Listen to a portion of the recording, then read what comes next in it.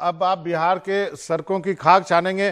तेजस्वी ने आपको अपने पास आने का न्योता दिया है, और इस आपके इंटरव्यू में दिखाने के पहले मैंने एक ग्राफिक्स चलाया था कि किस तरह ये जो सरकार है केवल 12,000 वोटों से ही दूसरे महागठबंधन से आगे है, और आपके करीब हम वोट जोड़ दें तो बहुत अंतर आ जाता है। क्या आप इस ओर सोच रहे हैं?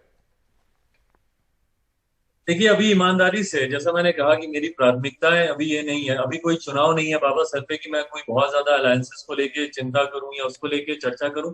अभी अपनी पार्टी को पुनः रीबिल्ड करना है, स्क्रैच से उसको दोबारा उन ऊंचाइयों तक लेकर जाना है जहां पे पापा लेकर गए थे। मैं तेजस्वी उनको अपना छोटा भाई मानता हूं, और ये कोई ब्रेकिंग न्यूज नहीं है। मैं इस बात को बोलता हूं कि तेजस्वी मेरे छोटे भाई की तरह है। पापा और लालू जी हमेशा अच्छे मित्र रहे हैं, और बचपन से मेरे उनसे संबंध अच्छे रहे हैं, और यही संबंध मेरे अक्रॉस द पार्टी लाइन रहे जैसे पापा के रहते थे। तो उसी नाते हम लोग बात जरूर करते हैं।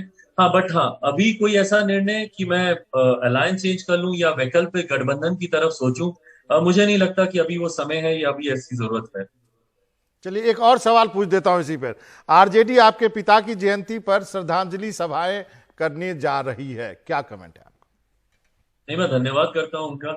और ये कहीं ना कहीं हम लोग के संस्कारों में है बाबा। आप भी बिहार से हैं, जानते हैं आप इस बात को कि हम लोग के संस्कारों में है कि आप किसी को चाचा बोलें, पापा बोलें, मझला पापा, छोटा पापा, पिता तुल्य। आपके संस्कार वही रहते हैं जो आप अपने पिता को जैसे आप सम्मान देते हैं। तो मेरा जो मेरे पिताजी के लिए रहा, लालू जी के लिए भी वही सम्मान है। मैं नीतीश जी के लिए भी, क्योंकि वो उम्र में मुझसे बड़े हैं, उनके लिए भी मेरा वही सम्मान है, वही आदर है। मैं उनकी नीतियों का विरोध करता हूँ, व्यक्ति विशेष का नहीं करता। उनकी नीति से मैं सहमत नहीं हूँ, बट उनके लिए मेरे मन में वही सम्मान है। तो ये संस्कारों में ही है हमारे। और तेजस्वी के लिए भी मेरे पिताजी उनके पिता के ही समान थे। तो अगर वो उनको इस तरीके से सम्मान दे रहे हैं तो खुशी होती है एक बेटे के नाते, कि हमारे जो मित्र, पिताजी के जो मित्र रहे, उनकी अगली पीढ़ी भी मेरे पिताजी को वही सम्मान दे रही है। चलिए, आप नीतीश कुमार को भी सम्मान देते हैं, लेकिन वो वैसे नेता हैं जो कभी कुछ चीजें कभी भी नहीं भूलते हैं।